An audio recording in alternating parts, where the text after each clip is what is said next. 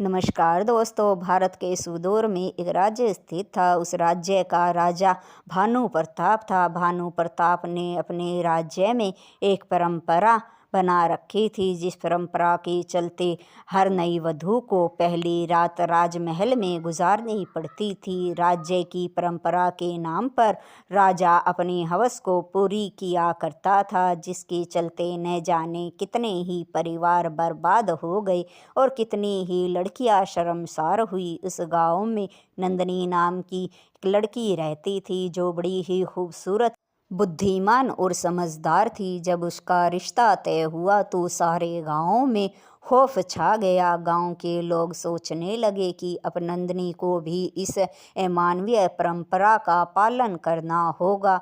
नंदनी ने अपने पिता से कहा कि पिताजी, अब चुप्पी तोड़नी होगी, इस परंपरा को खत्म होना होगा। राजा की गलती का एहसास मैं उन्हें कराऊंगी। यह बात जब नंदनी के पिता ने सुनी तो कहने लगे, बेटी, तुम ये क्या कह रही हो? राजा का सामना करने का मतलब है मौत को दावत देना। तभी नंदनी कहने लगी, अगर मौत ही मेरी नियति है तो मैं इसे भी बदल दूंगी। नंदनी की जब शादी हुई तो शादी के बाद उसे राजमहल में ले जाया गया। राजा ने जब नंदनी को देखा तो उसे एकटक देखता ही रह गया, क्योंकि वह बहुत ज़्यादा खूबसूरत थी।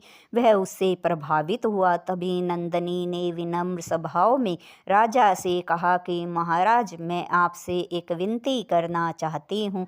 राजा ने कहा, कहो, तुम्हारी क्या इच्छा है? तभी नंदनी ने कहा कि महाराज, आज की रात राजमहल में न गुजार कर आप मेरे साथ मेरे गांव चले और मेरे परिवार वालों से मिले और एक आम आदमी के जीवन का अनुभव करें। राजा को इसमें कोई खतरा नहीं लगा। तब उसने नंदनी से कहा, ठीक है।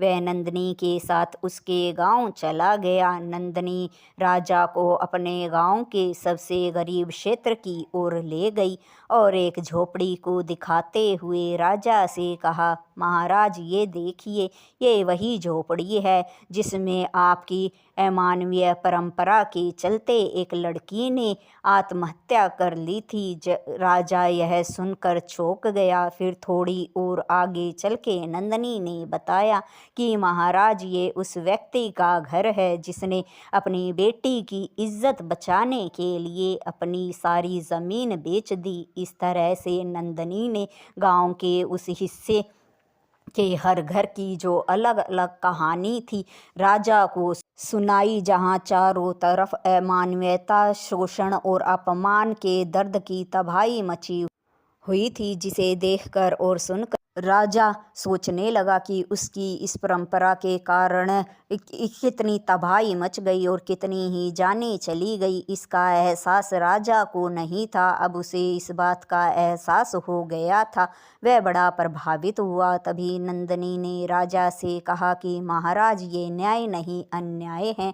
अगर आप सच में न्याय प्रिय राजा है तो इस परंपरा को आज खत्म करना होगा। यह सब सुनकर राजा का हृदय पिघल गया। राजा ने गांव वालों से और नंदनी से माफ़ी मांगी और ये ऐलान किया कि मैं आज इस परंपरा को हमेशा के लिए ख़त्म करता हूँ। इस तरह से एक लड़की की बुद्धिमानी और समझदारी से बरसों से चली आ रही कुरीति समाप्त हो गई। कहानी आपको अच्छी लगी हो तो लाइक, शेयर और सब्सक्राइब ज़रूर करें। धन्यवाद दोस्तों।